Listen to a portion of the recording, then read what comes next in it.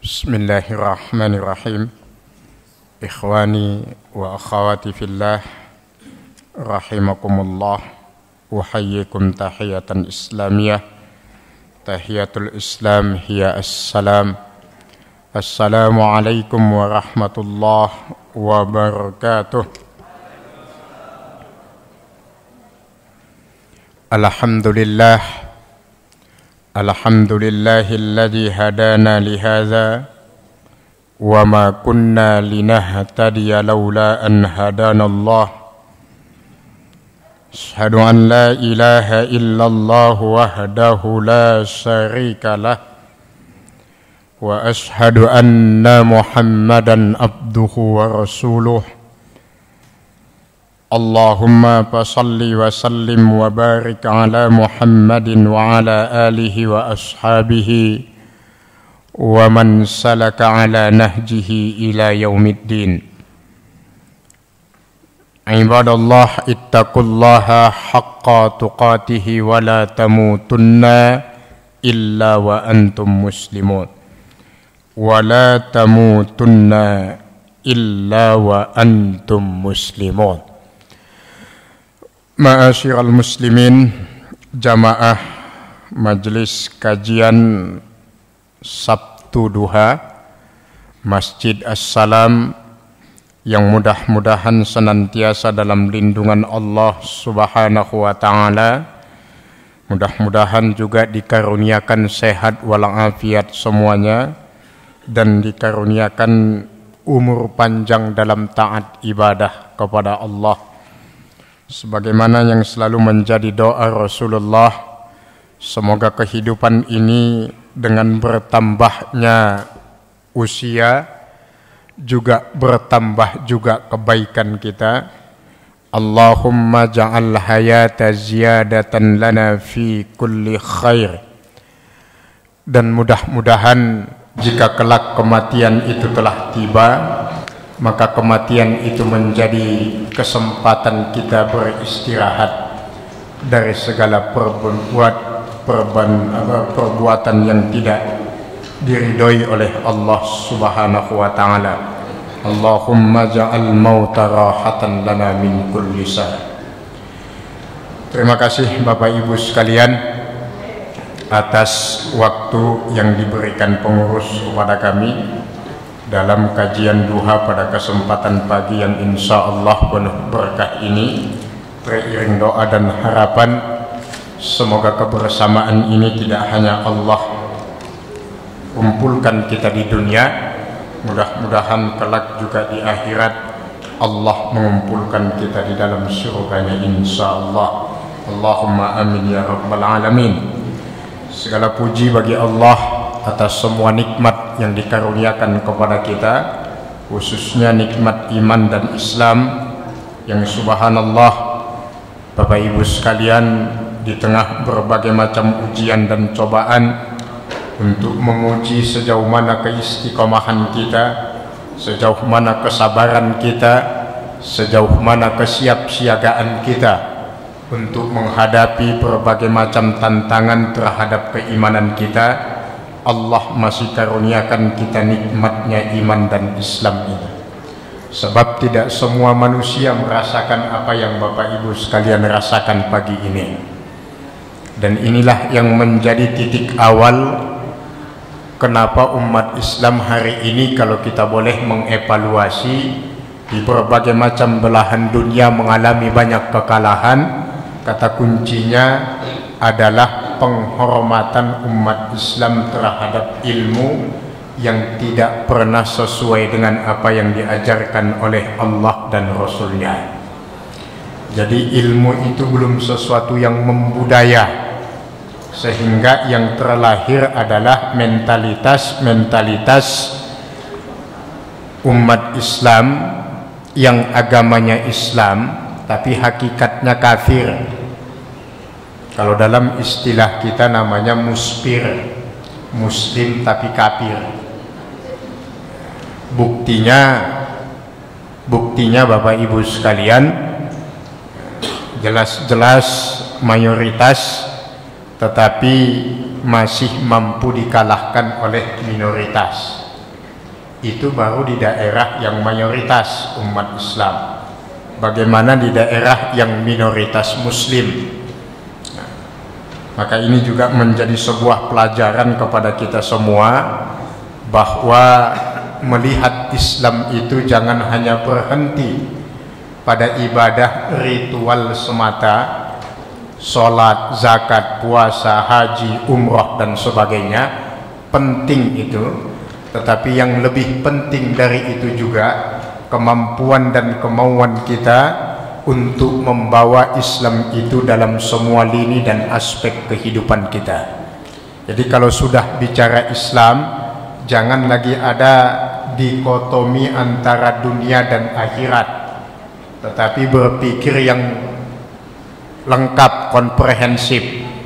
Politik, ekonomi, bisnis dan seterusnya harus berlandaskan nilai-nilai iman.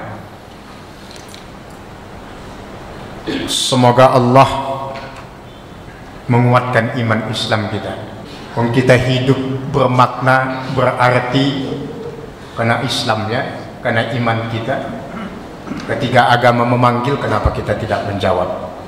Jangan takut Bapak Ibu sekalian untuk senantiasa berpihak dan menyuarakan kebenaran, karena semua itu kelak akan menjadi saksi di hadapan Allah. Bukan harta, bukan pangkat, bukan jabatan yang akan menjadi saksi, tapi keberpihakan kita kepada agama Allah, pembelaan kita kepada Allah dan Rasulnya, pembelaan kita kepada kitab suci kita Al-Quran. Itu kelak yang akan menjadi pembela-pembela kita di hadapan pengadilan Allah. Tinggalkan semuanya hal-hal sifat duniawi yang membuat kita menjadi pribadi-pribadi pengecut. Orang yang berbuat maksiat aja luar biasa jihad dan semangatnya, sungguh-sungguhnya maksudnya. Kenapa kita yang berbuat baik tidak bersungguh-sungguh? Maka bismillah, insya Allah bersyukurlah Allah masih memberikan keimanan dan keislaman. Yang kedua, Islamofobia semakin meninggi. Hati-hati Bapak Ibu sekalian, karena memang kelihatannya anginnya sedang tidak bertiup kepada umat Islam, khususnya di Indonesia ini. Jadi apapun sekarang ini luar biasa, kalau berbau Islam pasti dianggap negatif.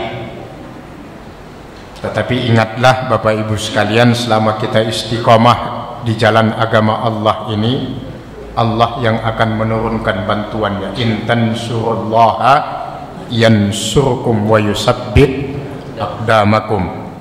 Allah sudah mengirim pasukannya. Jadi jangan bilang-bilang lagi kalau mau jadi orang Islam jangan jadi orang Arab. Orang Arab lebih kaya daripada yang ngomong. Islamofobia adalah penyakit yang sekarang luar biasa menjangkit hampir seluruh masyarakat Indonesia ini, khususnya yang kalangan elit atas. Hati-hati kita menghadapi ini Bapak Ibu sekalian, gerakan-gerakan yang sangat anti terhadap Islam. Bagaimana menghadapi yang demikian ini? Jawabannya cuma satu, ya tajdidul iman, senantiasa memperbaharui keimanan, memperkuat keimanan. Karena ini bukan akan semakin melemah, tapi akan semakin menghebat. Islamofobia ini anti terhadap Islam. Kelompok-kelompoknya mulai banyak bermunculan. Ada kelompok al-nyinyiriyun, kelompok yang suka nyinyir terhadap Islam. Ada kelompok al-usiliyun, orang-orang yang suka usil terhadap Islam. Apapun yang berbau Islam nyinyir saja bawaannya. Ini ya salam lagi bangun masjid ada aja yang nyinyir itu. Pasti. Pokoknya apapun yang berbau Islam pasti dia nyinyir. Hati-hati. Perkuat keimanan, tajdidul iman. Dan yang paling dituntut dalam agama kita dalam memperkuat keimanan itu adalah pemahaman kita terhadap agama kita harus terus kita tingkatkan. Jadi jangan lagi jadi Islam kebetulan, tapi Islam yang betulan. Bukan kebetulan, tapi yang betulan ya, yang pemahaman keislamannya harus terus meningkat. Jadi SD, SMP, SMA, perguruan tinggi. Usia udah 60 tahun tapi pemahaman kalau Islamnya masih pemahaman SD. Ini yang berbahaya, merugi. Apa makna umur kita di mata Allah kalau tidak kunjung bertambah kebaikan yang kita lakukan dalam hidup ini. Baik Bapak Ibu sekalian yang Allah muliakan, pada kesempatan pagi ini setelah salawat dan salam kepada Rasulullah, mudah-mudahan Allah berikan kita kekuatan lahir batin untuk senantiasa istiqamah menghidupkan sunnah dan ajaran beliau dalam kehidupan ini. Jadilah ahlus sunnah wal jamaah yang sebetulnya tidak hanya di lisan tetapi juga dalam perbuatan. Ahlus sunnah wal jamaah itu minimal harus hidupnya nyunnah dan juga rajin berjamaah. Tidak hanya berjamaah dalam salat tetapi berjamaah dalam banyak hal, termasuk dalam majelis-majelis ilmu seperti ini adalah jamaah. Karena keberkahan itu ada dalam kebersamaan. Innal barakata ma'al jamaah wa inna fil jama'ati al barakah. Di dalam kebersamaan itu ada keberkahan. Baik, tema kita pada kesempatan pagi ini Bapak Ibu sekalian, kaifa yudammirunal Islam. Itu judul buku yang menulis Abdul Malik Al-Qasimi. Kaifa yudammirunal Islam. Bagaimana mereka menghancurkan Islam itu. Ini judulnya. Jadi Bapak Ibu sekalian, kalau kita disuruh memilih antara benar dan selamat, maka pilihlah kebenaran itu. Karena kata Rasulullah, aslim taslam. Masuklah Anda ke dalam Islam, maka Anda akan selamat. Bicara kebenaran, maka bicara Islam. Kalau sudah bicara tentang Islam, maka kita bicara tentang Allah dan Rasulnya. Maka kebenaran itu adalah kebenaran menurut Allah dan Rasulnya. Ini yang pertama. Jangan menafsirkan kebenaran menurut siapapun, tetapi kebenaran adalah menurut Allah dan Rasulnya. Itu standar kebenaran. Jadi kalau mau ingin bicara kebenaran, maka berbicaralah kebenaran menurut Allah dan Rasulnya. Wa qulil haq mir rabbik faman saa'a falyu'min wa man saa'a falyakfur. Jadi kebenaran standarnya adalah Allah dan Rasulnya. Jadi jangan salah. Karena sekarang banyak yang meniupkan zuhrufal qaul, gurura, kalimat-kalimat indah tapi tujuannya tipu daya. Maka muncullah pola pikir atau paham bahwa kebenaran itu tidak mutlak, sifatnya nisbi. Maka kalau nanti Bapak Ibu bicara tentang kebenaran agama, ada saja yang nyeletuk, itu kan menurut Anda. Jadi kebenaran itu dianggap nisbi, padahal kebenaran itu mutlak, yaitu kebenaran Allah dan Rasulnya. Dari sinilah Bapak Ibu sekalian nanti kita bersikap. Ada namanya prinsip beragama. Ini ada beberapa prinsip beragama yang lahir dari kalimat syahadat kita. Jadi nanti Bapak Ibu sekalian bisa lihat dalam bukunya Syekh Shalih Al-Utsaimin itu tentang bagaimana konsekuensi syahadat. Jadi ada 3 prinsip utama orang yang sudah bersahadat. Kalau prinsip ini hilang, syahadatnya batal. Kalau syahadatnya batal, agamanya batal. Yang pertama, ambil Islam seluruhnya atau tinggalkan Islam itu sama sekali. Al-Baqarah 208. Ambil Islam seluruhnya atau tinggalkan Islam itu sama sekali. Jadi Islam itu pertama tidak mengenal namanya dikotomi, pembedaan, ini urusan dunia, ini urusan akhirat. Islam tidak kenal prinsip itu. Yang dikenal oleh Islam adalah prinsip menyeluruh, totalitas. Ya ayyuhalladzina amanu dukhulu bisilmi kafah. Jadi kalau sudah bicara Islam juga bicara politik, bicara hukum, bicara ekonomi, bicara bisnis, bicara budaya, bicara segala-galanya. Orang yang hanya memaknai Islam itu sebatas ibadah mahdoh semata, itu bukan muslim yang sebenarnya. Jadi kalau orang hanya melihat, oh Islam itu hanya sholat, kemudian zakat, puasa, haji, kalau sudah mengerjakan itu sudah Islam. Islam itu tidak berhenti di situ, Bapak Ibu sekalian. Islam itu adalah sebuah sistem kehidupan yang hidup di tengah umatnya. Maka kalau kita bicara generasi Al-Maidah 54, bahaya loh Bapak Ibu sekalian. Bahaya. Karena di situ kata-katanya ya ayyuhalladzina amanu may yartadda minkum an dinihi. Kita pahami kata-katanya, berkata Allah memakai kata-kata dinun. Dinun itu berbeda dengan millah atau agama. Jadi agama Islam, dinul Islam, itu pengertiannya langit dan bumi itu. Jadi kalau sudah bicara din, itu tidak hanya bicara Islam dalam konteks ibadah, tetapi juga dalam konteks kehidupan secara luas. Maka orang yang tidak mempraktekkan Islam dalam politik, orang yang tidak mempraktekkan Islam dalam masalah hukum, orang yang tidak mempraktekkan Islam dalam urusan ekonomi, maka dia termasuk kategori may yartadda minkum an dinihi, orang yang murtad dari agamanya. Hati-hati.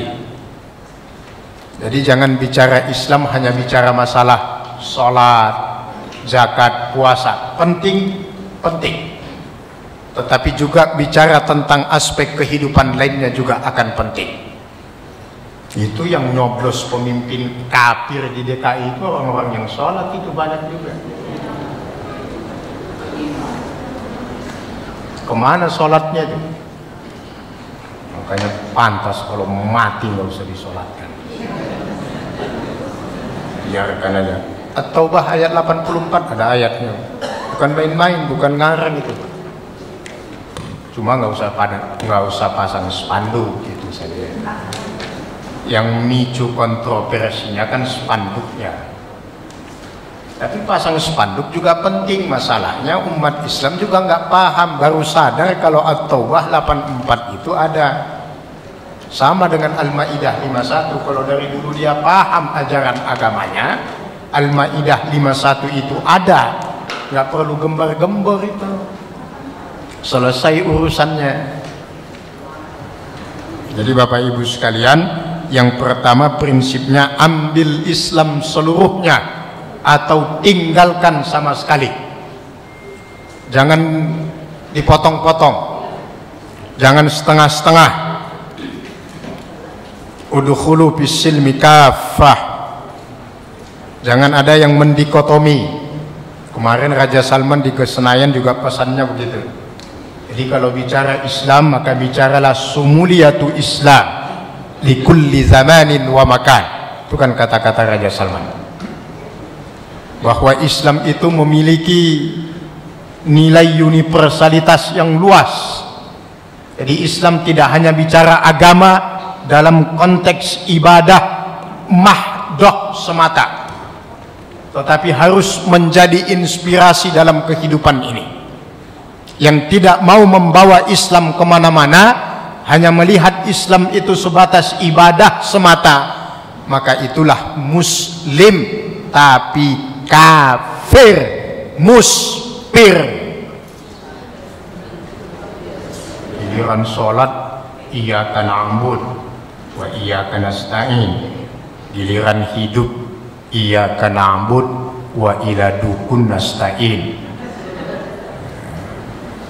giliran susah yang dicariin saudaranya seiman, giliran nggak susah membelain saudaranya yang seiman nggak mau, muspir itu namanya, munafik. Yang muslim tapi kafir, bahasa lainnya namanya munafik. Ya kan sama saja, cuma musfir agak lembutan dikit, hakikatnya sama. Jadi Bapak Ibu sekalian, ambil Islam seluruhnya atau tinggalkan sama sekali. Prinsip yang kedua, turunan dari syahadat kita, yakhtalitun walakin yatamayyazun. Umat Islam itu nggak boleh eksklusif. Umat Islam itu harus terbuka, siap berdampingan dengan umat manapun di atas bumi Indonesia ini, di atas muka bumi Allah ini. Punya tetangga Katolik, oke, punya tetangga Nasrani, Hindu, Buddha dan sebagainya, tidak ada masalah. Tetapi yang terpenting jangan sampai kehilangan identitasnya. Silahkan Anda berbaur dengan siapapun, tapi jangan sampai kehilangan identitas. Walakin yatamayyazun, berbaur, bercampur dengan siapapun, tetapi tetap harus memegang teguh identitas keislamannya. Jangan larut, jangan terwarnai. Kalau bisa malah mewarnai. Umat Islam banyak yang kena penyakit shock kulturil ini, kena penyakit ini dengan alasan toleransi, dengan alasan rahmatan lil alamin, dengan alasan macam-macam. Akhirnya akidahnya juga ikut luntur seiring lunturnya keimanannya. Toleransi yang kebablasan. Nah, ini berbahaya di tengah-tengah anti-Islam yang begitu hebat. Hati-hati Bapak Ibu sekalian yang begini, karena semuanya menghalalkan segala cara. Sudah banyak yang ketahuan itu, menghalalkan segala cara demi untuk meraih kepentingan nafsu duniawinya. Termasuk umat Islam banyak yang melacurkan diri sampai tidak mengindahkan ajaran agamanya hanya karena alasan-alasan, istilah-istilah, tujuan-tujuan yang tidak ada hubungannya dengan agamanya sendiri. Muncullah istilah bahwa orang di luar Islam itu bukan orang kafir, kan ada yang ngomong begitu tuh. Ada yang alergi sama yang namanya kafir, sampai mengatakan orang di luar Islam itu belum tentu kafir. Nah, terus yang disebut kafir itu siapa? Yang ngomong kafir kali gitu ya. Kafir itu ya yang di luar Islam itu namanya kafir. Jadi nggak usah alergi sama kata-kata kafir, karena kafir itu sendiri artinya nggak seram, artinya bagus. Kafir itu nggak seseram istilah domba tersesat.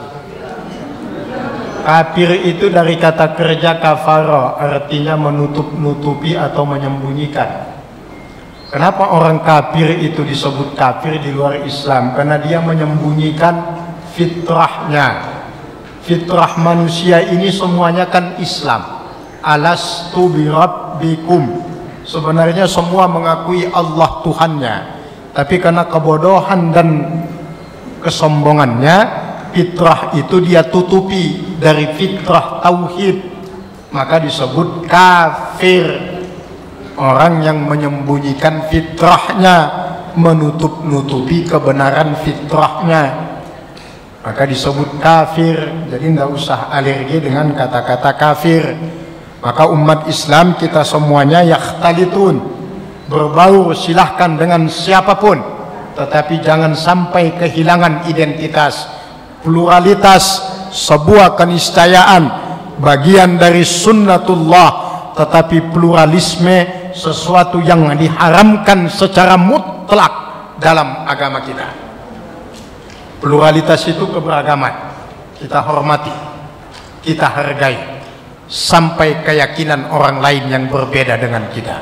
Tapi jangan sampai kita membenarkan agama orang lain. Jadi kalau umat Islam ditanya, agama sampean benar nggak? Benar. Kalau agama Kristen benar nggak? Iya benar. Nah, itu namanya pluralisme. Kemudian jangan sampai kita kalah kalau ada orang mengatakan jangan merasa agama Anda paling baik. Jawab, wajib. Ini prinsip, ini ajaran agama kami, ini titah dari Rasulullah kepada kami, bahwa innad dina indallahil Islam. Islam itu agama yang terbaik menurut kami umat Islam. Menurut anda non muslim, agama anda yang terbaik, silakan. Saya hormati, saya hargai, tapi untuk membenarkannya haram dalam ajaran agama kami. Jadi harus tegas. Ini kadang-kadang ketukar umat Islam ini, sama saudaranya seiman nggak bisa toleran, tapi sama yang beda agama tolerannya luar biasa. Tukar itu kebalik gitu. Jadi Bapak Ibu sekalian, jangan hanya karena alasan-alasan istilah-istilah, tujuan-tujuan yang nggak penting, termasuk orang tua dengan anak. Kalau orang tuanya sudah murtad dari Islam, tegas. Kalau urusan agama, sebaliknya juga anak, tegas. Maka Nabi mengatakan la yarisul muslimul kafira walal kafiru al muslimah. Orang tua yang muslim tidak bisa memberikan warisan kepada anaknya yang kafir. Sebaliknya juga demikian, terputus hubungan agamanya. Maka hak-hak yang ada hubungan dengan agama juga ikut terputus. Tegas, jangan dicampur aduk. Kalau sudah urusan agama, tidak ada kata tawar-menawar, tidak ada dialog, tidak ada bantahan. Sekali lakum dinukum waliyadin, sampai akhir hayat.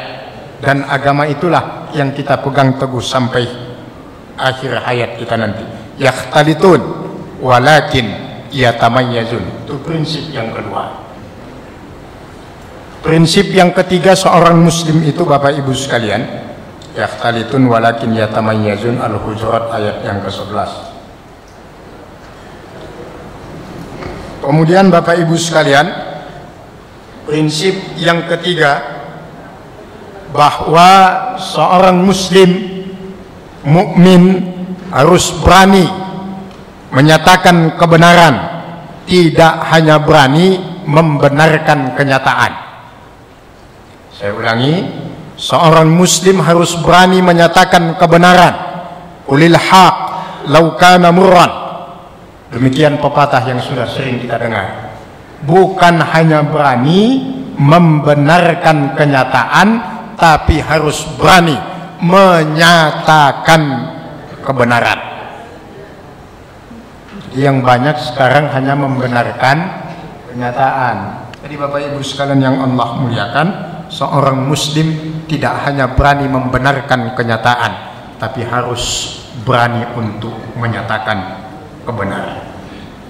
Taruhannya sekalipun jiwa, insya Allah itulah kemenangan yang sesungguhnya. Kalau kita sudah berani untuk menyatakan kebenaran. Banyak yang tidak suka, pasti lebih banyak setan daripada manusia di dunia ini. Itu sudah rumusnya itu. Lebih banyak orang yang tidak suka kepada kebenaran daripada yang suka. Lebih sedikit orang yang suka ngaji daripada yang nggak ngaji. Jadi itu sudah menjadi fakta, sesuatu yang faktual. Nah itu Bapak Ibu sekalian, jika ketiga prinsip ini mulai tercabut dari kehidupan kita, maka lambat laun akan menggerus, bahkan membatalkan komitmen syahadat kita itu. Kalau sudah syahadat kita mulai luntur, maka dengan sendirinya nanti akidah kita pun sedikit demi sedikit akan lepas. Agama sudah tidak dijadikan sebagai tolak ukur. Agama hanya dijadikan sebagai identitas formalitas belaka. Agamanya Bapak Islam. Sholat bodoh amat. Nggak ada lagi kepeduliannya terhadap agama. Agamanya diapain orang saja, nggak ada respon sama sekali. Bagi dia pokoknya kalau sudah sholat, sudah puasa, sudah zakat, tambah sudah maulidan, sholawatan dan sebagainya, sudah beyond of God. Udah jamin masuk surga itu. Enak mennya begitu itu. Kalau hanya bisa begitu, luar biasa masuk surga semua nanti manusia ini. Nauzubillah, summa nauzubillah min dzalik. Mudah-mudahan Allah karuniakan kita kekuatan lahir batin untuk bisa berislam yang kafah. Yang Allah lihat adalah kesungguhan kita Bapak Ibu, bukan kesempurnaan kita dalam menjalani agama. Innal ladzina jahadu fina lanahdiyanna lahum subulana. Kesungguhan kita untuk berjalan di jalan agama Allah ini, maka Allah yang akan menunjukkan jalannya kepada kita. Masalah sempurna atau tidak beragama kita itu proses. Allah yang maha tahu, tetapi sudah menunjukkan kesungguhan apa belum. Inilah Bapak Ibu sekalian, baik itu pengantarnya. Belum masuk temanya. Temanya kaifa yudammirunal Islam, bagaimana mereka menghancurkan Islam. Yang pertama harus dipahami mereka itu yudammirun dengan khitab al-ghaibun, hum yudammirun. Mereka itu bukan hanya Yahudi dan Nasrani yang ada di dalam surat Al-Fatihah, Al-Makdub dan Ad-Dallin itu, tetapi yang dimaksud mereka di sini juga termasuk kaum muslimin yang benci dan tidak suka terhadap agamanya sendiri. Inilah yang tadi kita sebut dengan al-munafikun. Jadi orang-orang munafik, orang-orang fasik, orang-orang yang tidak suka terhadap agamanya, juga senantiasa berusaha untuk menghancurkan agamanya. Jadi ada dua, ada yang menghancurkan dari dalam secara eksternal, kemudian ada yang menghancurkan secara eksternal dari luar dan internal dari dalam. Nah, yang internal dari dalam ini yang menghancurkan Islam itu agen-agennya Yahudi Nasrani, yaitu al-munafikun, orang-orang munafik dan orang-orang fasik. Bagaimana cara mereka? Dalam 5 tahapan. Jadi mereka bermain dalam 5 langkah, dalam 5 rumusan. Yang pertama namanya ghazwul fikr. Ghazwul fikr itu perang pemikiran. Ini yang paling efektif sekarang. Apa yang membuat ghazwul fikr itu efektif? Para ulama-ulama sepakat yang membuat ghazwul fikr itu efektif menghancurkan dalamnya umat Islam sebab al-jahalah bidinihim. Karena umat Islam itu banyak yang masih tidak mengerti agamanya. Itulah yang membuat tahapan ghazwul fikr itu berjalan sangat sukses.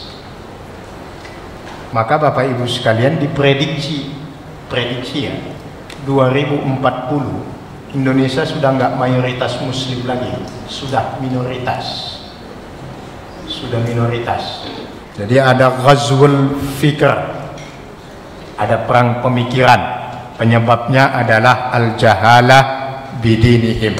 Umat Islam banyak yang tidak mengerti agamanya, maka dia efektif sekali jalannya. Nah, sekarang mereka sedang mengekspansinya ke dalam hal yang sifatnya tataran formal. Maka yang diserang adalah pendidikan. Hati-hati Bapak Ibu sekalian, maka titip pesan juga, tolong diperkuat pendidikan akidah, pendidikan agama di masing-masing keluarga kita, tolong. Karena sekarang lembaga-lembaga pendidikan itu khususnya yang sifatnya bukan full day school seperti pesantren, itu untuk diharapkan menanamkan agama itu sudah sangat sulit. Mereka masuk sekarang, maka dibentuklah kurikulum baru namanya kurikulum multikulturalisme.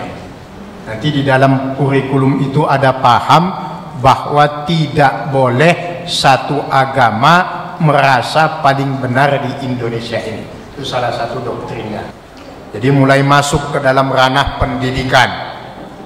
Nah, dimulai dengan hal-hal yang didistorsi, dirusak tentang masalah pelajaran sejarah, pelajaran Indonesia. Coba lihat sejarah. dari dulu, cuma kita baru sadar sekarang. Sejarah dari dulu yang diangkat selalu aja Patih, Gajah Mada. Itu kan yang diangkat dari dulu. Padahal kerajaan-kerajaan, kesultanan-kesultanan Islam itu peran terbentuknya NKRI ini lebih hebat.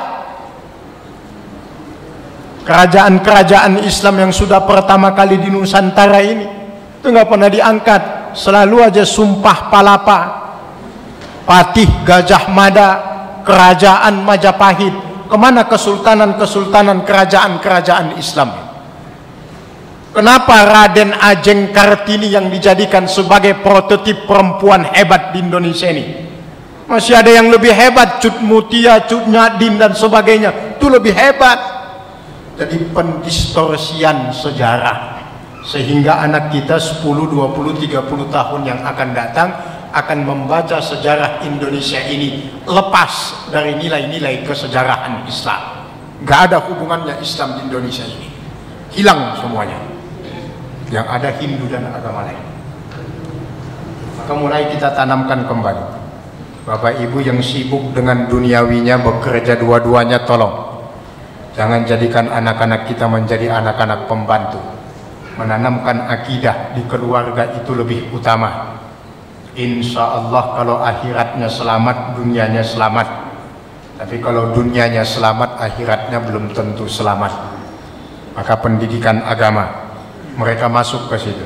Ghazul Fikr itu sekarang yang paling hebat di dunia pendidikan, dunia kampus, dengan membangun daya kritis mahasiswa. Alasannya begitu, apapun dikritik termasuk Al-Quran, maka ditanamkanlah paham namanya relativisme.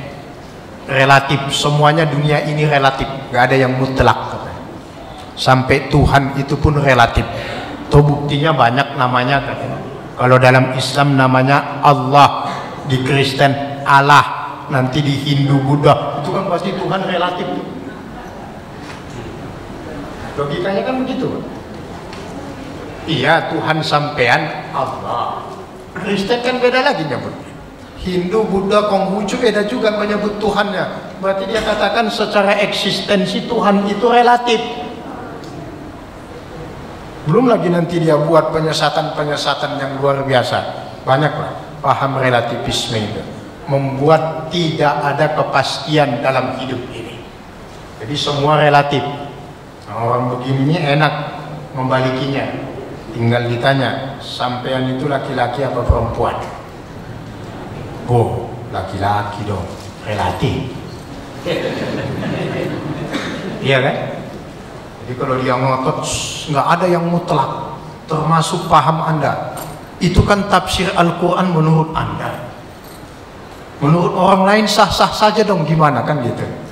Alasannya kayaknya ilmiah. Kita harus kritis. Imam Syafi'i, Imam Maliki, Imam Hanafi, Imam Hambali, mereka itu kan manusia biasa yang mungkin bisa jadi juga salah. Oh, ngomongnya ilmiah kelihatannya. Enak ngadapin gitu. Kalau sekelas Imam Syafi'i, Maliki, Hambali, Hanafi masih kata sampean, masih mungkin salah. Kalau sampean pasti salah. Loh kok bisa? Nggak ada apa-apanya seujung kuku sampean nama Imam Hanafi, Imam Hambali, Imam Maliki. Gak usah bicara ilmu, bicara ibadah saja. Sampean sholatnya itu Islamnya muslimun musinin. Kalau Imam Syafi'i, imam yang lain muslimun mu'minun.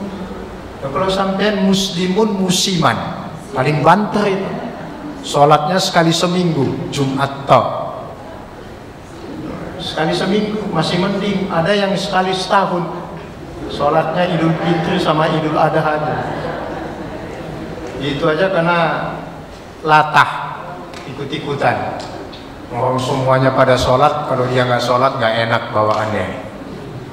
Mau bersaing sama Imam Syafi'i, Imam Maliki, Imam Hanafi, Imam Hambali dengan kata-kata masih mungkin salah. Kalau sekelas beliau mungkin salah, sekelas sampean oh pasti salah udah, tidak usah didengarin lagi. Jadi kalau bicara relativisme, relatif, ini yang ditanamkan kepada anak-anak kita. Jadi seakan-akan anak-anak kita jadi keren sekarang, ya anak-anak muda nih. Disuruh sholat, nak sholat, bapak ibu aja yang sholat belum tentu masuk surga. Itu jawabannya. Oh pintar gitu. Ini dibangun daya kritis dengan menanamkan nilai-nilai relativisme itu. Ini ghazwul fikr. Maka bapak ibu sekalian, kita sebagai orang tua harus tegas. Kalau sudah urusan agama, gak ada tawar-menawar. Sampai akhirat dituntut pertanggungjawaban terhadap anak kita. Tegas, kalau nggak mau taat sama Allah, ngapain kasih makan? Cari makanmu sendiri. Capek-capek kita nyari nafkah buat anak istri, tapi nggak mau tunduk sama Tuhannya. Ngapain? Harus tegas bapak ibu sekalian. Jangan kita malah kebalik yang ditegasin sama anak. Kebalik gitu.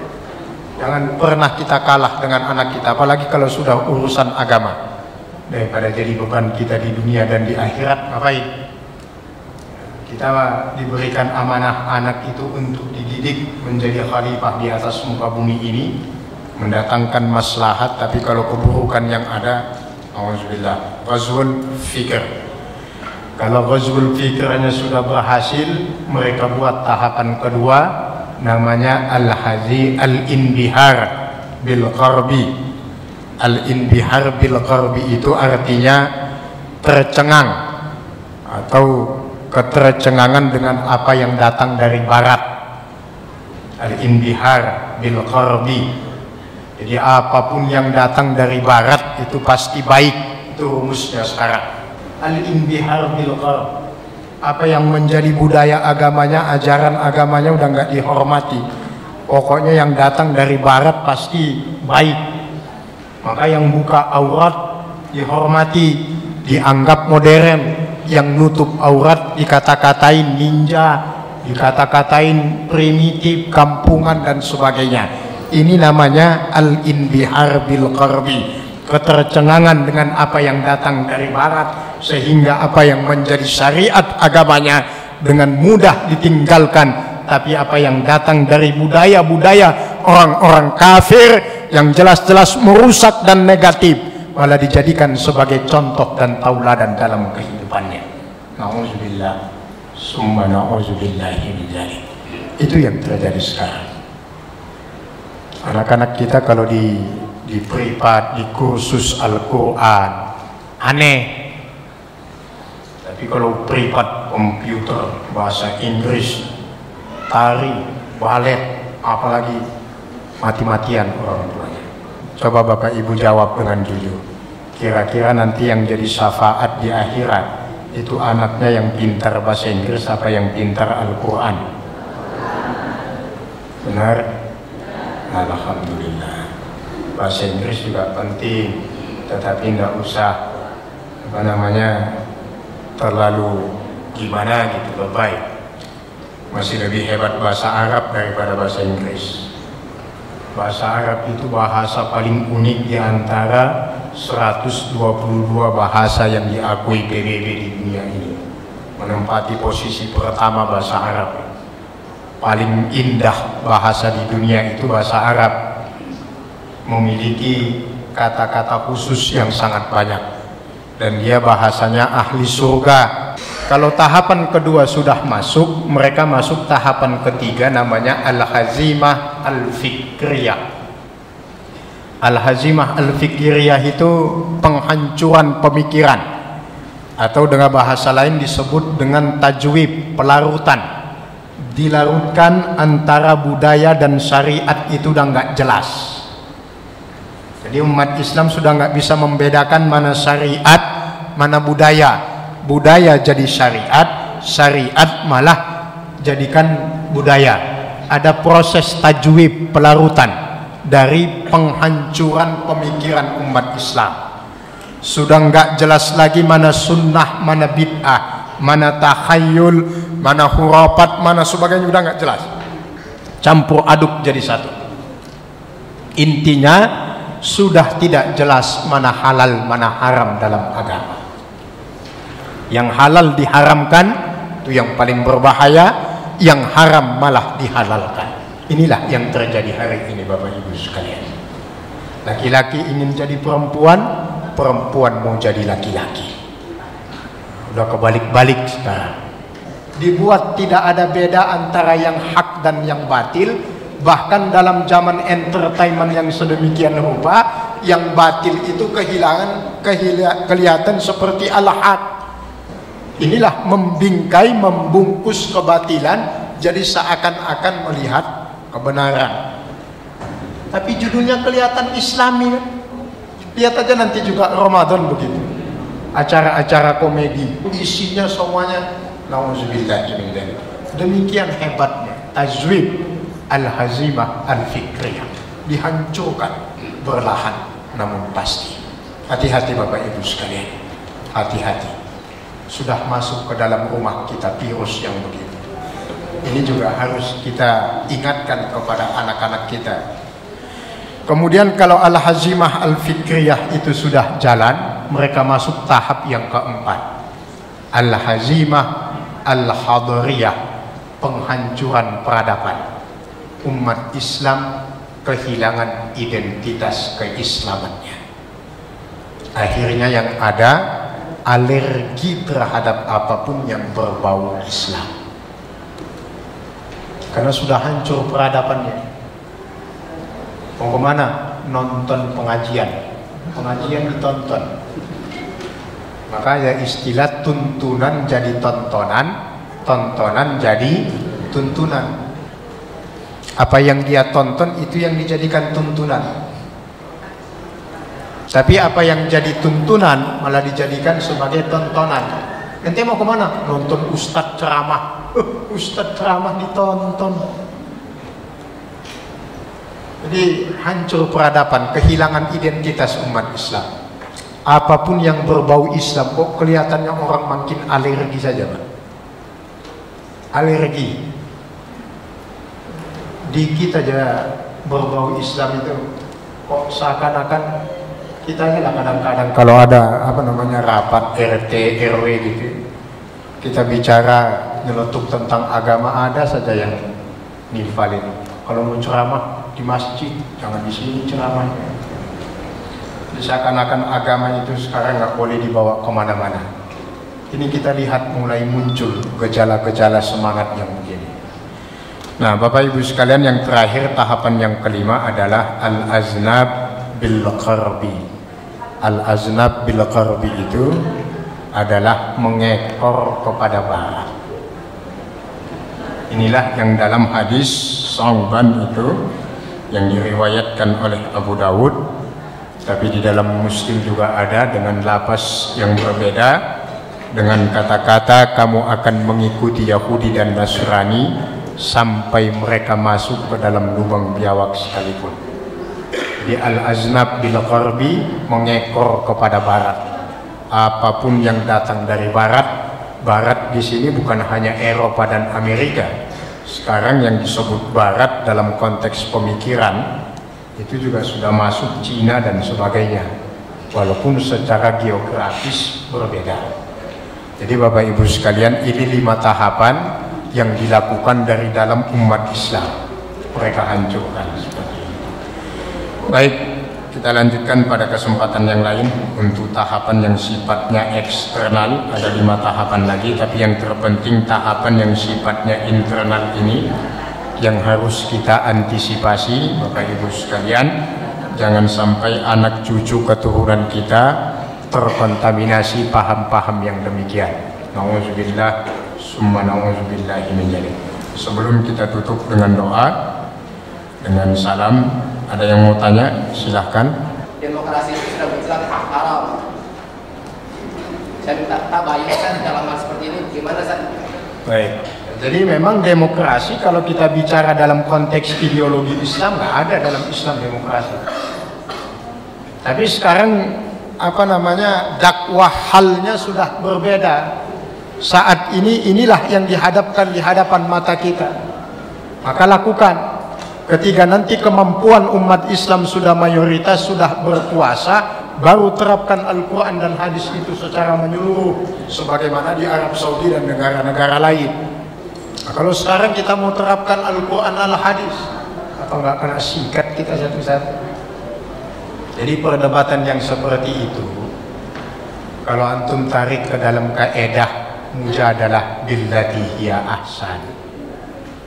Kata sahabat Umar, rumusnya sederhana, idza nataqa as-safihu fala tujibhu wa khairu min ijabatihi as-sukut.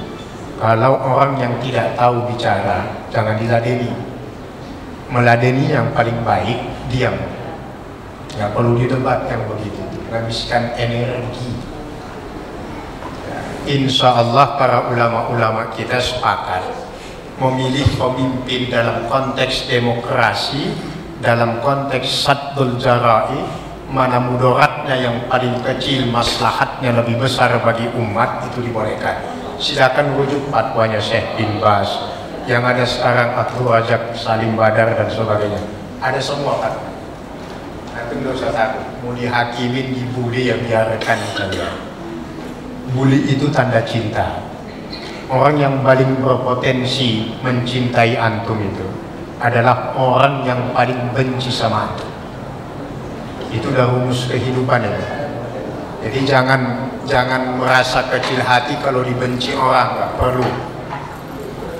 Justru yang membesarkan itu adalah orang-orang yang membenci kita.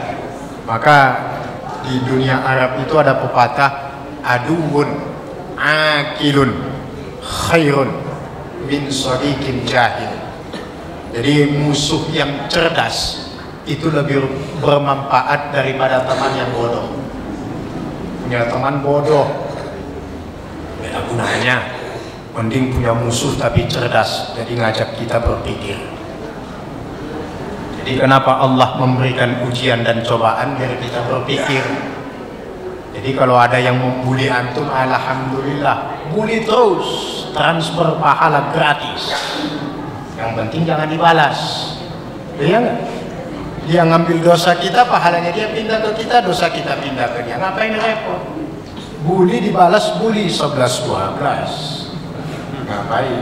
Tenangkan aja. Yang begitu-gitu itu tidak usah dilayani. Jadi kalau berdebat, karena ada rumus begini Bapak Ibu sekalian, syahwatul kalam asyaddu min syahwatit ta'am. Hawa nafsu bicara itu lebih berbahaya daripada hawa nafsu makan. Bapak lapar makan, kenyang berhenti. Tapi kalau orang ngomong makin lama, makin di depan, makin panas tuh. Ada orang ngomong, wah, semangat terus. Itu syahwat bicara itu begitu itu. Jadi kalau ada yang begitu itu diamkan saja, kita juga capek sendiri.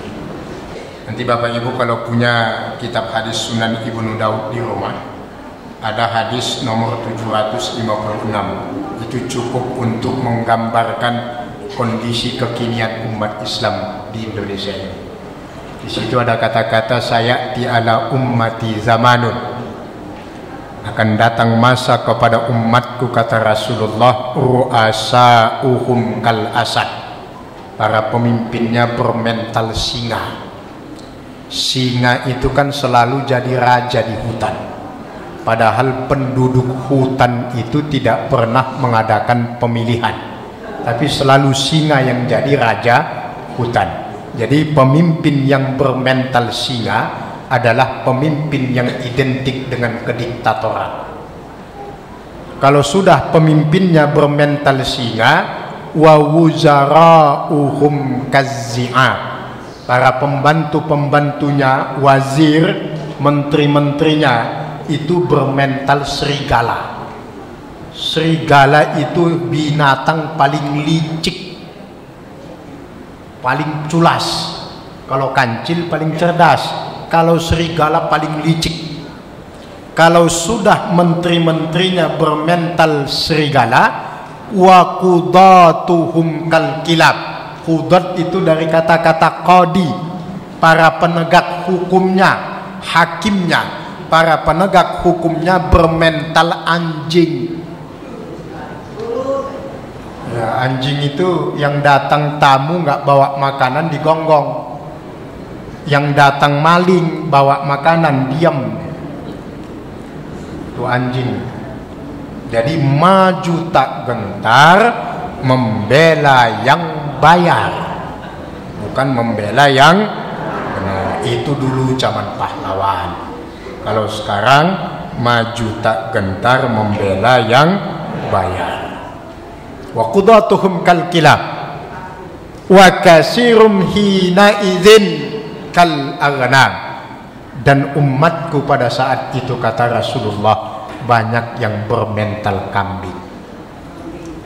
Kambing diapain aja suaranya sama, tarik udah mau dipotong aja tali lehernya, beraninya keroyokan. Kalau satu-satu nggak berani. Kambing kan begitu, kalau rame-rame jago ngelawan itu. Cuma kalau sendiri kejar. Jadi jangan sampai kita bermental begitu, kata Rasulullah. Jadi menyikapinya sudah, inilah yang disebut dengan lingkaran setan kalau dalam bahasa politiknya, istilah satanic circle.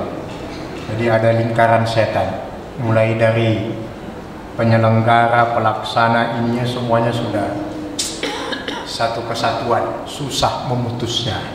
Jadi Bapak Ibu sekalian, bagaimana sikap kita kalau melihat kemungkaran? Jelas sikap kita harus melawan dalam artian pada koridornya. Iza ra'a minkum munkaran falyughayyir biyadihi, dengan kekuatan yang ada. Kalau nggak ada kekuatan, fabilisani, dengan lisan. Kalau lisan juga tidak mampu, fabiqalbi, dengan doakan. Insya Allah doa orang-orang yang terzalimi itu tidak akan pernah ditinggalkan oleh Allah. Kalau kita dizalimi, kita mohon kepada Allah, mudah-mudahan Allah menurunkan keadilannya. Orang mengumumkan orang meninggal di masjid pun nggak ada syariatnya. Jadi kalau mau diumumkan aja, nggak apa-apa. Diumumkan aja. Yang penting jangan pakai istilah almarhum. Kadang-kadang kita salah memakai bahasa. Telah berpulang ke rahmatullah. Rahmatullah itu kepada Allah, dia pulangnya bukan ke sana. Almarhum salah. Yang ada mendiang. Kalau munafik bukan mendiang, bukan pakai jenazah. Bangkainya akan disolatkan di mana ya? Karena nggak boleh ke Arab-Araban. Jenazah itu bahasa Arab. Bahasa Indonesianya bangkai. Ya, benar, jenazah bahasa Arab kan Pak? Bahasa Indonesianya kan bangkai. Makanya luar biasa, nggak apa-apa. Kita kepada kaum muslimin. Tetapi yang kita kritik juga mengumumkan di masjid itu kalau ada orang meninggal juga nggak ada syariatnya. Tapi ya sudah, biar terkenal yang meninggal ini. Takutnya udah diumumkan yang datang juga nggak ada. Serba sulit lah masyarakat kita ini.